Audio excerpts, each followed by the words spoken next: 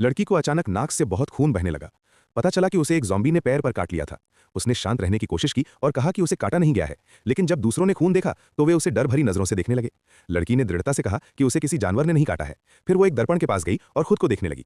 एक सहपाठी उसका हालचाल जानने के लिए उसके पास गई। लड़की ने कोई जवाब नहीं दिया। उसकी दृष्टि धुंधली होने लगी। उसकी आंखें खून से भरी हुई थीं। उसे अब कुछ भी स्पष्ट रूप से दिखाई नहीं दे रहा था। उसने अपनी सबसे अच्छी दोस्त को खिड़की के पास खड़े देखा। वो धीरे धीरे उसकी ओर बढ़ी। उसकी सहेली पीछे नहीं हटी और ना ही डरी। लड़की ने कांपती हुई आवाज में पूछा, मैं ज़ॉम्बी तो नहीं हूं ना? सहेली ने कुछ नहीं कहा, बस सिर हिलाया। फिर उसने उसे गले लगा लिया। उसी क्षण एक अन्य सहपाठी ने चिल्लाकर कहा कि उस लड़की को बाहर निकाल देना चाहिए।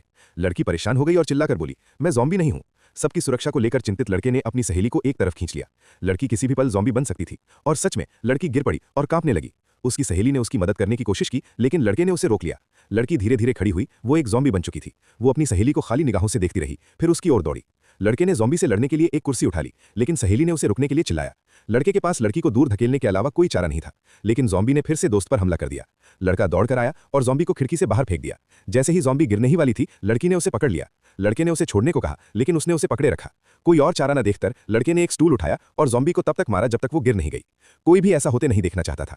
लड़के ने लड़की को दिलासा देने की कोशिश की, लेकिन वो उसे घूरने लगी और रोने लगी। बाहर चारों ओर फैले ज़ॉम्बीज़ को देखकर लड़का समझ गया कि वे देर सवेर अंदर घुस ही जाएंगे। उन्हें जीवित रहने का कोई रास्ता ढूंढना था। उसने खिड़की से बाहर देखा और एक योजना बनाई। उसने सबको बताया कि उन्हें यहां से निकलना होगा। उन्होंने पहले से मौजूद आग बुझाने वाली नली को ढूंढा और उसमें एक मजबूत गांठ बांध दी। सब कुछ तैयार हो जाने पर लड़के ने नली को इमारत से नीचे लटका दिया। उन्हें उम्मीद थी कि वे इसका इस्तेमाल नीचे स्थित कक्षा तक पहुंचने के लिए कर सकेंगे। लड़के ने सबसे आखिर में जाने की योजना बनाई थी। उसने लड़की को चुपचाप बैठे देखा और उसके साथ रहने का फैसला किया।